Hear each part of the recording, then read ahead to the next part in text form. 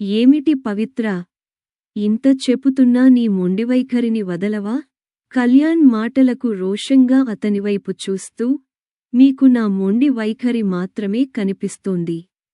మీ దృష్టిలో నేను మొండిదాన్ని, ఒప్పుకుంటాను. కానీ నా ఈ మొండితనానికి కారణం మీ అమ్మగారేగా?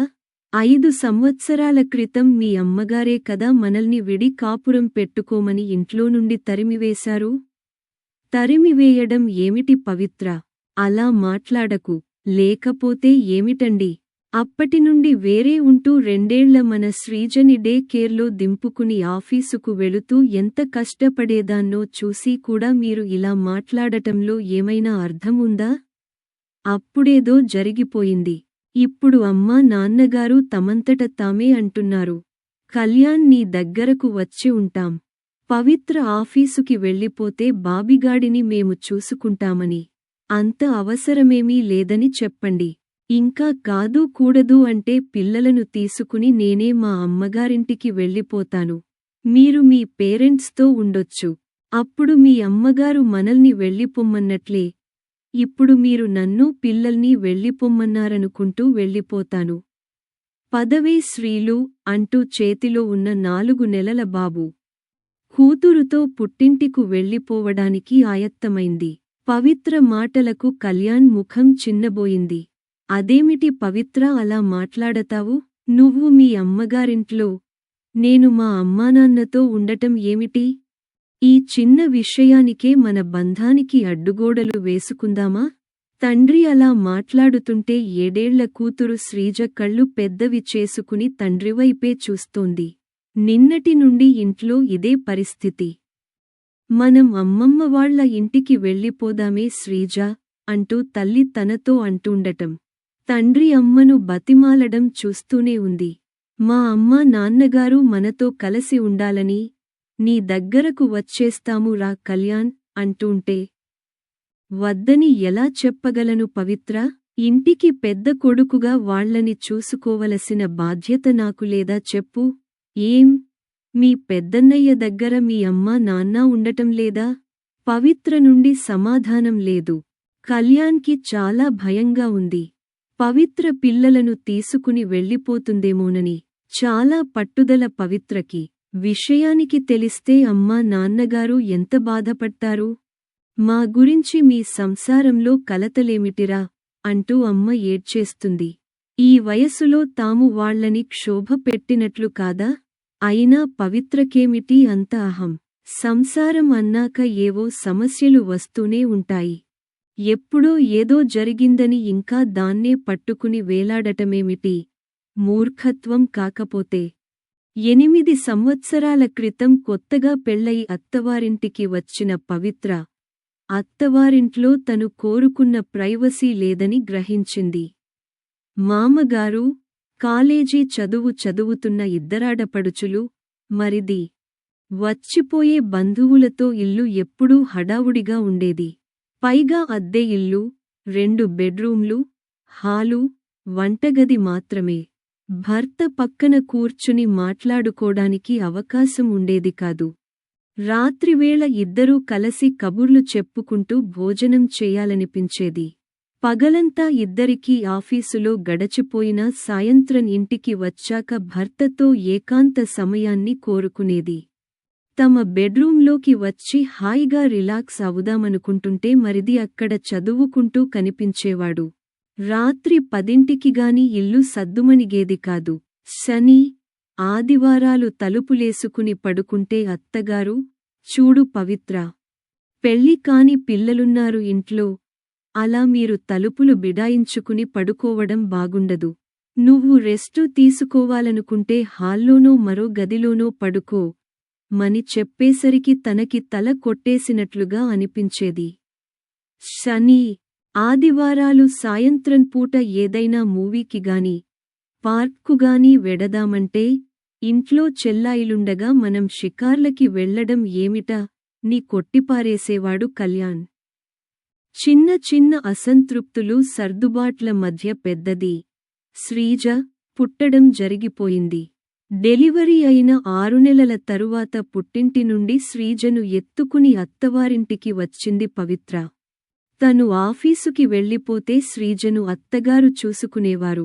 ఇంట్లో వంటంతా ఆమె చేసేవారు. ఆడపడుచులు మరిది కాలేజీ చదువులకు వెళ్ళిపోయేవారు. మామగారు గవర్నమెంట్ హైస్కూల్లో సైన్స్ టీచర్. ఆయన స్కూలుకి వెళ్ళిపోయేవారు. ఆడపడుచులు ఇంట్లో ఉన్న కాసేపు తల్లి పోరు పెడుతుంటే ఏదో కాస్త పనిలో సాయం చేసినా, చదువుకోవలసినవెన్నో ఉన్నాయనో, పరీక్షలు ఉన్నాయనో చెప్పి పనిని తప్పించుకోడానికి చూసేవారు. మనవరాలి రాకతో అత్తగారికి పని ఎక్కువైంది. ఒకరోజు అత్తగారు తనతో, చూడమ్మా, నువ్వు కాస్త పెందరాళే లేవడం అలవాటు చేసుకో. పొద్దుటే వేళకి అందరికీ గబగబా లంచ్ బాక్సులు రెడీ చేయడం, టిఫిన్లు రెడీ చేయడం నావల్ల కావడం లేదు. అదివరకటి ఓపిక సన్నగిల్లింది. నువ్వు తొందరగా లేచి నాకు వంటపనిలో కాస్త సాయం చేస్తే బాగుంటుంది. అలాగే పాపాయికి స్నానం అవి కూడా నువ్వు ఆఫీసుకి వెళ్లేలోపు కానిచ్చేయంటూ చెప్పేసరికి పవిత్రకు అహం అడ్డొచ్చేది. ప్రతిదీ భర్తకు ఫిర్యాదు చేస్తున్నట్లు చెప్పేది. పొద్దుట నుండి సాయంత్రం వరకు ఆఫీసు పనిచేసి వచ్చి అలసిపోయి నిద్రపోతుంటే పెందరాళే లేచి వంటపని చేయమంటున్నారు మీ అమ్మగారు. పొద్దుటే శ్రీజకు స్నానం చేయించడం నాకెలా కుదురుతుందంటూ ఎగిరిపడేది అతనిమీద. కళ్యాణ్ అటు తల్లికి చెప్పలేక, ఇటు భార్యకు చెప్పుకోలేక నలిగిపోయాడు. ఫలితం పవిత్ర, కళ్యాణ్ మధ్య మౌనం రాజ్యమేలసాగింది. పవిత్ర ఆఫీసు నుండి రాగానే కూతురు శ్రీజతో తమ బెడ్రూంలోకి వెళ్ళిపోయి తలుపులేసుకునేది. అత్తగారితో మాట్లాడటంగాని, ఆడపడుచులతో సరదాగా గడపడంగాని చేసేది కాదు. పరిస్థితిని అర్థం చేసుకున్న అత్తగారే ఒకరోజు కళ్యాణ్తో విడికాపురం పెట్టుకోండంటూ చెప్పేసింది. అదే విషయాన్ని ఇప్పుడు గుర్తుచేస్తూ మీ అమ్మగారే కదా మనల్ని విడిగా వెళ్ళిపొమ్మన్నారంటూ పవిత్ర ఇప్పుడు తనని దెప్పుతోంది. నిజానికి కళ్యాణ్ తల్లి కృష్ణవేణి చెడ్డదేమీ కాదు. చిన్న చిన్న గొడవలే చిలికి చిలికి గాలివానలైతే బంధుత్వాలు తెగిపోతాయేమోనని భయపడిపోయే మనిషి. కోడలు కోరుకున్న స్వేచ్ఛా సదుపాయమూ తమింట్లో లేవని గ్రహించిన ఆమె, పవిత్ర మనస్తత్వం తన ఆడపిల్లలపైన ఎలాంటి ప్రభావం చూపుతుందోనని భయపడింది. రేపు తన కూతుళ్లకు పెళ్లై అత్తవారింటికి వెడితే వాళ్లు అత్తమామలతో సఖ్యతగా ఉండాలని కోరుకునే వ్యక్తి ఆమె. కొన్నాళ్లు వేరు కాపురం ఉంటే అభిమానాలు పెరిగి దగ్గరవుతామన్న ఆశతో ఆ రకంగా వాళ్లని వేరు కాపురం పెట్టుకోమని సలహా ఇచ్చిందేగాని మరే చెడు ఆలోచన లేదామెకు. ఈ 5-6 సంవత్సరాలలో ఆడపడుచులకు పెళ్లిళ్లు అయిపోయాయి. మరిదికి నాగపూర్లో ఉద్యోగం వచ్చింది. మామగారు రిటైర్ అయిపోయారు. ఆడపడుచుల పెళ్లిళ్లు మరిది చదువు అన్నీ కళ్యాణ్ తండ్రి రాఘవరావుగారే చూసుకున్నారు. కళ్యాణ్ ఆర్థికంగా సహాయం చేస్తానన్నా వద్దన్నారు. పైగా కళ్యాణ్, నాన్నగారు, నేను పవిత్ర కలిసి లోన్ తీసుకుని ఇల్లు కట్టుకోవాలనుకుంటున్నాం.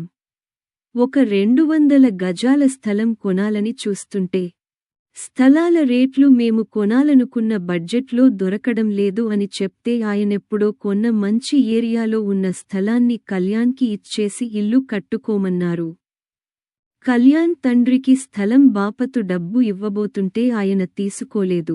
నాకెందుకురా డబ్బు, నేనెలాగూ అక్కడ ఇల్లు కట్టలేను, నువ్వు కట్టుకుంటే నేను కట్టుకున్నట్లే అంటూ తీసుకోలేదు.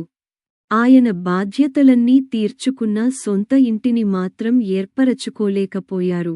ఇప్పుడు రిటైర్ అయిపోయిన ఆయన దగ్గర ఏ ఆస్తిపాస్తులూ లేవు. కేవలం ప్రతి నెలా వచ్చే పెన్షన్ డబ్బులు తప్ప. ఎక్కడో అద్దె ఇంట్లో తను తన భార్య ఒంటరిగా ఉండటం ఇష్టపడలేదు ఆయన. ఉన్న ఊళ్ళోనే పెద్ద కొడుకు సొంత ఇల్లు కట్టుకుని ఉంటున్నప్పుడు వాడి తల్లిదండ్రులుగా తాము కొడుకు ఇంట్లో ఉండటమే ధర్మం అనుకుంటూ కళ్యాణ్కు చెప్పాడాయన. నేను మీ అమ్మ వచ్చేసి మీతోనే ఉండిపోతామని. దాని పర్యవసానమే ఇప్పుడు పవిత్ర తన తల్లిదండ్రుల రాకను నిరసిస్తూ మాట్లాడుతోంది. నిజానికి ఇప్పుడు అమ్మ అవసరం తమకి ఎంతగానో ఉంది. తమ ఇంటికి దగ్గరలో ఉండే డే కేర్ ఇప్పుడు వేరే చోటకి మార్చేశారు. తమింటికి 5 కిలోమీటర్ల దూరంలో ఉంది. బాబిగాడిని తను పొద్దుటే ఆఫీసుకి వెళుతూ అక్కడ దింపితే సాయంత్రం పవిత్ర ఆఫీసు నుండి వస్తూ వాడిని పికప్ చేసుకుని తెచ్చుకోవాలి. పవిత్రకు కష్టమైనా మరో సర్దుబాటు లేదు. పెద్దది శ్రీజ స్కూల్ సాయంత్రం 4 గంటలకే అయిపోతే తాము వచ్చేవరకు దాన్ని అక్కడే ఏదో ట్యూషన్లో పెట్టాలి. ఇవన్నీ పవిత్రకు తెలియనివా? తెలుసు. కాని అహం తొందరగా ఒప్పుకునే స్వభావం కాదు. మేకపోతు గాంభీర్యాన్ని ఒలకబోస్తుంది గాని బాబిగాడి రాకతో ఇటు వాడిని, పాప శ్రీజను చూసుకుంటూ ఆఫీస్కు వెళ్ళిరావడం ఎంత కష్టమో తెలియదా తనకు? చివరి ప్రయత్నంగా పవిత్రతో, వస్తామంటున్న అమ్మా నాన్నగారిని రావద్దని ఎలా చెప్పమంటావు? కొన్నాళ్ళు ఉంచుకుందాం. ఆ తరువాత నాగపూర్లో ఉన్న మా తమ్ముడు వేణు దగ్గరకు పంపిస్తాను అని చెప్పి పవిత్రను మొత్తానికి ఒప్పించాడు. కళ్యాణ్ తల్లిదండ్రులు వచ్చిన 3-4 నెలల్లోనే ఇంట్లో ఎంతో మార్పు. మొదట్లో పవిత్ర అత్తగారితో చాలా ముభావంగా ఉండేది. కాని ఆఫీసుకు వెళుతూ పిల్లల విషయంలో ఏవో జాగ్రత్తలు సూచనలు చెప్పడానికైనా ఆమెతో మాట్లాడవలసి వచ్చేది. బామ్మ సంరక్షణలో బాబిగాడు బొద్దుగా అందంగా రూపుదిద్దుకుంటూ చిరునవ్వులను చిందిస్తున్నాడు. శ్రీజని డే కేర్లో వేసినప్పుడు ఎప్పుడూ దానికి వైరల్ ఇన్ఫెక్షన్సే. తరచుగా జలుబు దగ్గు జ్వరం వచ్చేవి. ఎవరో ఒకరు ఆఫీసుకి సెలవు పెట్టి కూర్చునేవారు. పిల్ల కూడా అర్భకంగా ఉండేది. ఇప్పుడలా కాదు. కమ్మని పప్పు అన్నంలో కరిగించిన నెయ్యి కలిపి ముద్దలు చేసి కథలు చెప్పుతూ బామ్మ తినిపిస్తుంటే అది బంతిలా తయారయి చెంగు చెంగున గంతులేస్తోంది. అదివరకటిలా అత్తగారు చెప్పకుండానే పవిత్ర ఉదయాన్నే లేచి వంటపనిలో సాయం చేస్తూ, పిల్లలకి స్నానాలు అవి చేయించి ఆఫీసుకి వెడుతోంది. అప్పట్లో ఆమెలో ఉన్న అహం కొద్దికొద్దిగా కరగనారంభించింది. రాత్రిపూట వంటపని నాదే, మీరు మామయ్యగారు ఏ గుడికో, పార్కుకో వెళ్ళిరండంటూ అత్తగారికి విశ్రాంతినిస్తోంది. పిల్లల టెన్షన్ లేదు తమకి ఇప్పుడు. హాయిగా ఆఫీసుకి వెళ్ళి ఉద్యోగం చేసుకుంటున్నారు. కళ్యాణ్ నాన్నగారు ఇంట్లోకి కావలసిన కూరగాయలు సరుకులు కొని తెచ్చేస్తున్నారు. పవిత్రకు అత్తగారి సహకారం అర్థమవుతోంది. తను వచ్చేవరకు బాబిగాడిని చూసుకోవడం, వాడికి టైం ప్రకారం పాలు పట్టడం, డైపర్స్ మార్చడం, అలాగే శ్రీజ స్కూల్ నుండి రాగానే దాని యూనిఫామ్ మార్పించి దానికి తినిపించడం. ఇవన్నీ పైకి కనిపించినంత చిన్న విషయాలు కావు. అదివరకు అయితే తనే ఇంటి తాళం తెరుచుకుని పిల్లలతో ఇంట్లోకి వచ్చేది. కాని ఇప్పుడు ఇల్లు ఎంతో శుభ్రంగా ప్రశాంతంగా ఉంటోంది. ముఖ్యంగా పిల్లలు ఆరోగ్యంతో కళకళలాడుతూ పెద్దవారి సంరక్షణలో పెరుగుతున్నారు. అప్పట్లో తన అహంకారపు పొరల్లో అత్తగారి ప్రేమ కనపడేది కాదు. నిజానికి అత్తగారు అప్పుడు ఇప్పుడు కూడా అదే ప్రేమను చూపుతున్నారు. తనే ఆమెను సరిగా అర్థం చేసుకోలేకపోయానని బాధపడింది. ఆ రోజు పవిత్ర ఆఫీసు నుండి వస్తూనే హుషారుగా వచ్చింది. చేతిలో స్వీట్ బాక్సుతో. ముందుగా అత్తగారికి మామగారికి స్వీట్లు ఇస్తూ, నాకు ఆఫీసర్గా ప్రమోషన్ వచ్చిందని, ముఖం నిండా ఆనందం పులుముకుంటూ మరీ చెప్పింది. ఇద్దరూ, చాలా సంతోషమమ్మా అంటూ అభినందించారు. ఈలోగా కళ్యాణ్ రెండో చెల్లెలు శ్రీవాణి తల్లికి ఫోన్ చేసింది. ఆమె ముఖం నిండా ఆనందమే. పవిత్రతో, నీకు ప్రమోషన్ రావడమే ఆనందం అనుకుంటుంటే, మీ చిన్నాడపడుచు వాణికి 3వ నెల అని డాక్టర్ కన్ఫర్మ్ చేసిందిట. ఈ రోజు అన్నీ శుభవార్తలే. మనసు ఆనందంతో పొంగిపోతోందమ్మా అంటూ కోడలివైపు ఆప్యాయంగా చూస్తూ అంది. ఓ, అవునా అత్తయ్యగారు, నిజంగానే పెద్ద శుభవార్త. అయితే ఈ ఆదివారం వెళ్ళి మనం వాణిని మనింటికి తీసుకొచ్చి కొన్ని రోజులు ఉంచుకుందా? మంటూ చెప్పేసరికి కోడలి అభిమానానికి ఆమె హృదయం అర్ద్రమైంది. పవిత్ర హృదయం మంచిదే, ఏదో చిన్నతనం. అప్పట్లో తనే సరిగా కోడలిని అర్థం చేసుకోలేదు. పవిత్రకు అహంకారం అని పొరబడ్డా అనుకుంటూ ఆమె మనసులో చాలా బాధపడింది. 1 గంట తరువాత పెద్దాడపడుచు శ్రీవల్లి నుండి ఫోన్ వావ్ వదినా, you are genius. Officer promotion వచ్చినందుకు కంగ్రాట్స్. థాంక్యూ వల్లి. జీనియస్ని ఏమీ కాదులే. 3 సార్లు డింకీ కొట్టిన తరువాత వచ్చిన ప్రమోషన్. అలా అనకు వదినా. ఇల్లు పిల్లలు సంసార బాధ్యతలలో ఉన్న మనలాంటి లేడీస్కు ఎప్పుడు వచ్చినా ఫస్ట్ టైం వచ్చినట్లే ఫీల్ అవ్వాలి. ఇంతకీ మా వదిన ఆఫీసర్ అయినందుకు ఈ ఆడపడుచుకి ఏమి గిఫ్ట్ ఇస్తుందో నాటక ఫక్కీలో అంది. ఈ ఆదివారం వచ్చేయ్ వల్లి. వాణిని కూడా తీసుకువస్తున్నాం. మీ ఇద్దరికీ మీకు నచ్చిన చీరలు కొనిపెడతాను. అబ్బా, మా వదిన ఎంత మంచిదో అంటూ శ్రీవల్లి చిలిపిగా మాట్లాడుతుంటే పవిత్ర ముసిముసి నవ్వులు నవ్వసాగింది. ఆ రోజు రాత్రి అయితే మేడంగారి దగ్గర నేను చాలా జాగ్రత్తగా ఉండాలేమో అంటూ ఆట పట్టిస్తున్న కళ్యాణ్ వైపు ప్రేమగా చూస్తూ, నా ఈ ప్రమోషన్కి కారణం అత్తయ్యగారే. 4 సంవత్సరాల నుండి నేను నా కెరీర్ మీద సరిగా ఫోకస్ చేయలేకపోయాను. అదీకాక శ్రీజ ఎప్పుడూ సిక్ అవుతుండేది. నేను ఎక్కువ సెలవు తీసుకున్న కారణంగా నా పెర్ఫార్మెన్స్ ఎప్రైజల్కి పూర్ రేటింగ్ పడేది. అందుకే ప్రమోషన్కి డ్రాప్ అవుతున్నాను. కానీ అత్తయ్యగారు మామయ్యగారు ఇక్కడకు వచ్చిన ఈ సంవత్సరం కాలంలో ఒక్కరోజు కూడా నేను లీవ్ తీసుకోకుండా ఆఫీసుకి వెళ్ళి వస్తున్నాను.